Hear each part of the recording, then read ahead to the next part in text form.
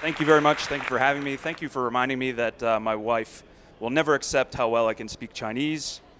Uh, so I'm going to start today by talking about who am I. I understand that's busy, that's very boring, so let me get through it quickly, and then we'll get to the important stuff here, which is like decentralization. I know we're competing with an open bar, and Aurora is a really tough act to follow, so I'm going to make this entertaining. We got a modest crowd here. So I spent 5 years on what I like to call the dark side. And what that means is basically I sold shit to banks and helped them get more money. And if there's anyone out there that needs more money, it's banks, right? We all love the banks getting more money. So what I did was I worked with a technology startup in Pittsburgh. We worked on technology with credit cards in EMV and a bunch of boring stuff that at the time I thought was very cutting edge. I went on to realize that credit cards are not cutting edge. They're not even interesting. And from there, I partnered with a Chinese investor and some people in the Chinese community to build a QR payments company. If anyone here is familiar with the Chinese community and how they make payments, Alipay, WeChat, they're all very QR focused. And even though I liked that and we built an awesome platform, it was very hyper local to Pittsburgh, I realized that there was still that key component missing, which is the decentralization, the reason that we're all here. So I'm sometimes seen on Everything EOS, so here's my qualifiers. There's me and Zach Gall. I also worked with PK to develop to deliver the EOS.io developer courses. PK's right over there. If you're a developer, you want to get involved in EOS, I highly advise either checking out the course or bother him because he's supposed to come out with some new episodes, some new lessons, and he's dragging his feet, so go find him and bother him about that. But I'm not here to talk about myself. I'm here to talk about this. So I'm going to ask a really stupid question, but in the audience, raise your hand if you own cryptocurrency. Okay. I think even Aurora has her hand up. Raise your hand if you would like to see cryptocurrency reach mass adoption. Great. So we're all on the same page. We are here. We are Mario. And we are trying to get over there to mass adoption, the mass adoption castle. Right now, this looks pretty easy. Like, this map is probably, they wouldn't even publish this on Mario because you just tap A and it's like, dude, you're in the castle. But there's a few challenges that we need to overcome first. First of all, cultural acceptance is this underlying pit of lava that if we don't overcome it, we're never going to get to mass adoption. Second, we have legacy infrastructure, and legacy infrastructure is like that shell in Super Mario when you jump on the shell and you think it's dead, but then it goes away and it hits an enemy and then it comes back into the screen and then it kills you. That's like integrating with legacy infrastructure. It's the most pain in the ass thing to deal with cryptocurrency, and it's the most pain in the ass Mario villain. Then we have disinformation. These people are dressed up in the Mario hat. We think they're coiners, but really, we don't know what they're doing. Maybe they're scammers. Maybe they're just spreading the wrong information. They're basically just Goombas, and we know who they are. We're not going to mention any names. Next, we have regulators.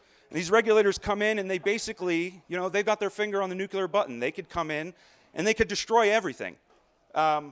We saw Mark Zuckerberg. He was on Capitol Hill a couple times now, and I was surprised to see that some of the regulators, they knew about cryptocurrency. And big shout out to Meltem Demirors. She was like my hero for months after that, going in there and pumping Bitcoin to all the regulators and to Congress. I really appreciated that. But there's still regulators that really don't know what's going on.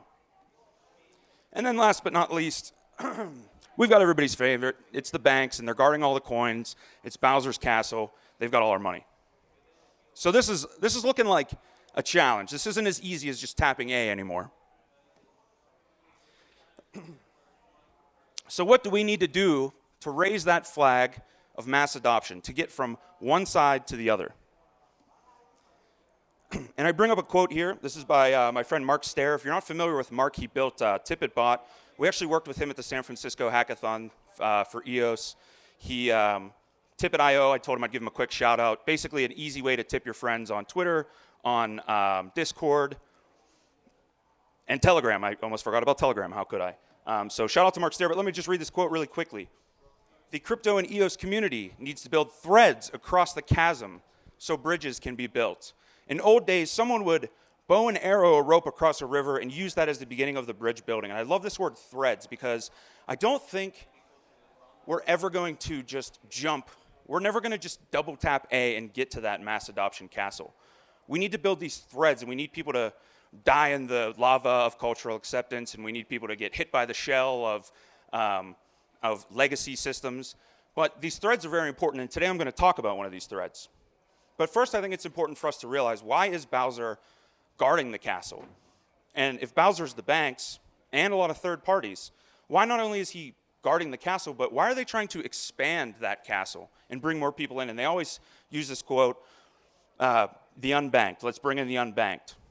So I come from a credit card background. Let me just run through this. Some of you might be familiar with this, but this is what happens when you slide your credit card at a POS terminal at a merchant. This is how many parties are actually involved with that transaction. So we've got you with your credit card. Then we have POS tech, that stands for point of sale, get your head out of the gutter. We've got the merchant, and the merchant, they're awesome. You know, that's who we want to interact with. But then on the back end, we've got a processor, we've got banks, we've got more than one banks, we've got credit card networks, which are my absolute favorite. And all of these people have their hand in the cookie jar at some point. And that's why they want to bring more people into the system, because it's more money for them, and it's more ways to bring people into these legacy systems. But if we compare this to what blockchain can do, we start to eliminate a lot of these third parties. So this would be a transaction with blockchain. There's only two parties, you and the merchant. Now, some people, of course, will argue, well, there's a whole infrastructure. There's, the EOS.io. They're kind of acting as a processor. And I understand that, but especially with EOS, you're part of that infrastructure as well. A lot of people vote. They're staking to those nodes or to those block producers. So this is really what it looks like on a transaction on blockchain. And you don't even need a credit card. This is a quote by Vinny Lingham I like to throw in here. 2009, I liked this so much that I actually liked it on Twitter. You can see on the screenshot there. 2009, how do we bank the unbanked? That was the question. That was like what I worked on for years, was like, how can we give bank accounts and credit cards to people in Africa, because like all we need is more money. And it was very evil. That's why I put Darth Vader up there to represent myself at one point. But 2019, it should be, how do we unbank the banked? And I thought that was such a cool quote. And that was like really impactful to me, is because we finally have the technology to be able to do that in a secure way. And I think that this really needs to be the goal. And this is like this change that we can see. So here we are. We're Super Mario. Everybody in the audience, you guys don't have cryptocurrency, right? You came in late. Here's our favorite coin. It can be Bitcoin. We'll just say it's EOS for today's purposes. And here are the certain things that we can spend our money on. So remember back to that quote, was the threads that you're shooting that bow and arrow across that chasm, crossing that chasm. And with a couple of these categories, the first one, you see the Chanel, the Starbucks, there are some threads being built. I just downloaded Spend or Spedin, or however they want to pronounce it, and they are shooting threads across. But with things like healthcare, with things like education, I don't know why I put a toilet there. I must not have been able to find the house icon. That was supposed to be real estate. But there are certain things that you just can't spend crypto on. And why is that? Because if we look behind these, it's people. People are working. People are the employees on the other side of these businesses. And the thing that's crazy about that is some of these people are actually us. They're actually coiners, right? They're hodlers, they're developers, they're whatever. And we end up with this. We end up with you have crypto, you go to do a transaction, you send them fiat, whatever it is, whatever merchant it is. They give fiat to their employee, who's also a person that holds crypto, but crypto never changed hands. It's just fiat. So we want to eliminate this process. Business Insider, labor accounts for 60% of corporate expenses, and it's only getting more expensive. Damn you laborers for being so expensive. This is the part where I start chilling the company, so if you want to leave, this is a good time. I'm going to make it super quick. My company, Dappiness, founded with both Peter Kay and Zach Gall. We've got amazing EOS development talent. We're working really closely with Carbon, and a company that has about 30,000 independent contractors on their payroll. They're an industry leader in their segment. And what we're doing is we're integrating all of those people who come from different backgrounds, different bank accounts, different countries, and we're integrating them into a way where they can easily choose whether they are going to accept crypto or accept carbon, or accept crypto or accept fiat, rather.